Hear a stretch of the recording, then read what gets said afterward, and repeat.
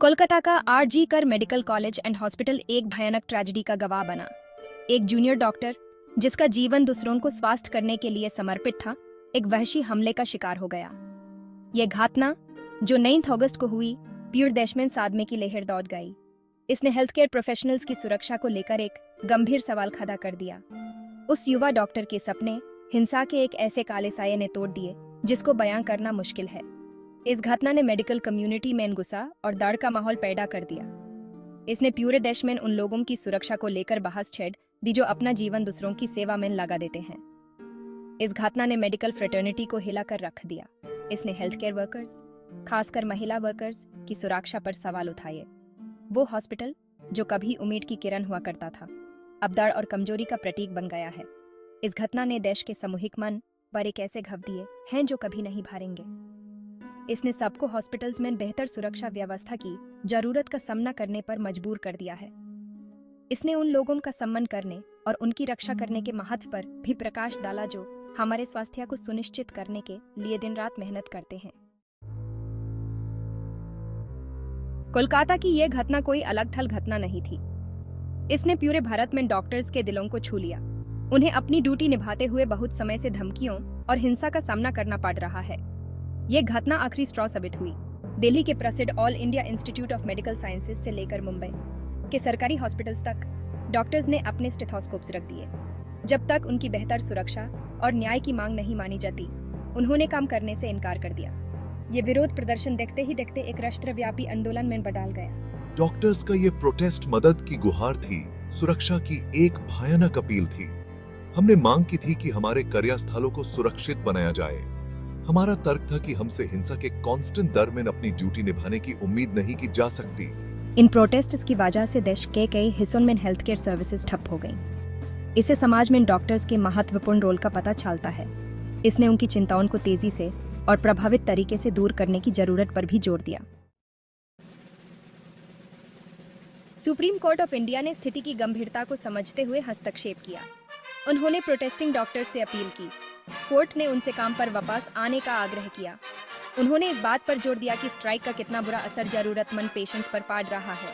लेकिन कोर्ट का हस्तक्षेप सिर्फ स्ट्राइक खत्म करने तक सीमित नहीं था। हमने सरकार को एक सख्त संदेश भी दिया।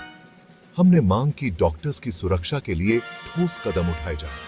हमने माना कि विरोध प्रदर्शन के अधिकार को हेल्थ केयर के अधिकार के साथ संतुलित होना चाहिए। सुप्रीम कोर्ट ने कोलकाता की घटना की सीबीआई जांच के भी ऑर्डर्स दिए। वो चाहते थे कि एक पूरी और निष्पक्ष जांच हो। उन्होंने माना कि पीड़िता को न्याय मिलना सबसे जरूरी है और दोषियों को सजा मिलनी चाहिए। सुप्रीम कोर्ट का हस्तक्षेप एक महत्वपूर्ण घटनाक्रम था। इसने डॉक्टर्स की सुरक्षा के मुद्दे को राष्ट्रीय चर्चा के केंद्र में ला दिया।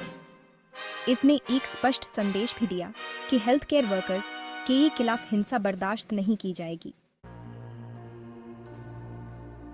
वेस्ट बंगाल गवर्नमेंट ने कड़ी जांच का सामना करते हुए कुछ तुरंत कार्यवाही की।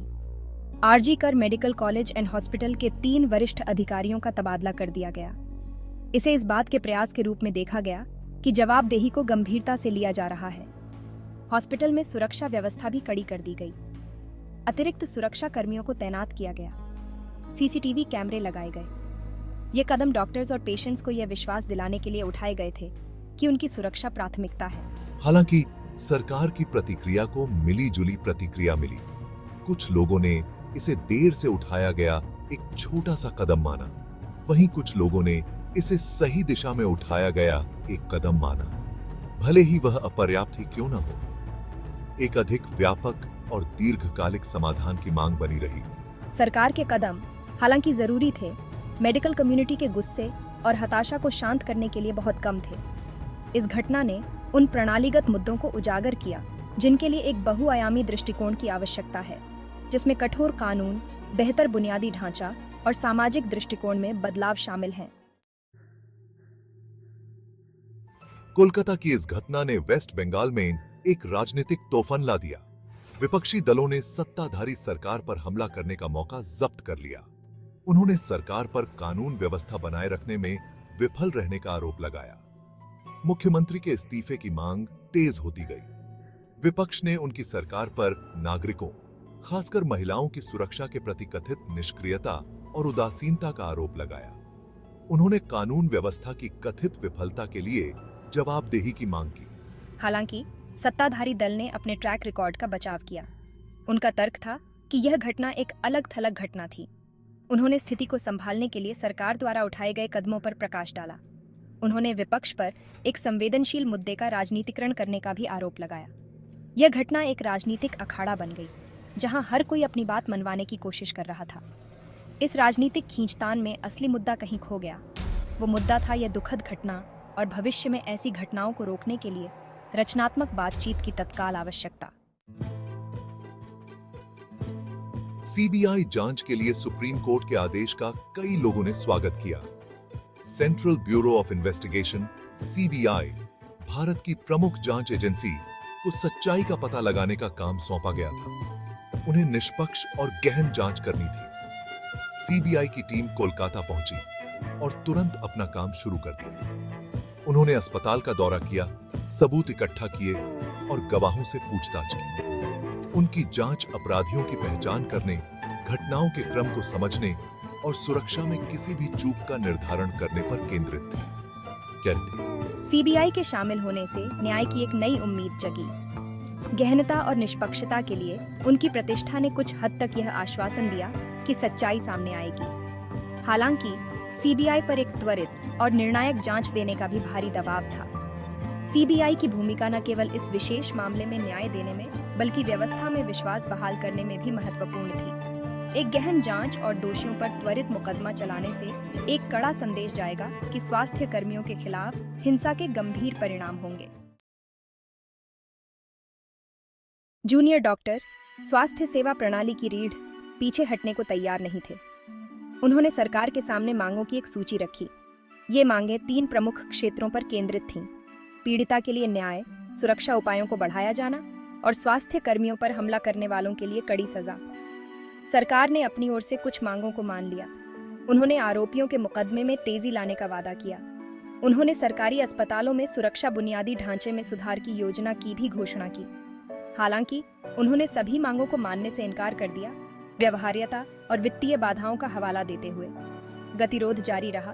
दोनों पक्ष पीछे हटने को तैयार नहीं थे। सरकार ने तर्क किया कि वे स्थिति से निपटने के लिए हर संभव प्रयास कर रहे हैं। हालांकि डॉक्टरों ने कहा कि उनकी मांगें समझौता न करने योग्य हैं और जब तक उनकी मांगें पूरी नहीं हो जाती, वे पीछे नहीं हटेंगे। इस गतिरोध ने सरकार और चिकित्सा बिरादरी के बीच जटिल गतिशीलता को उजागर किया।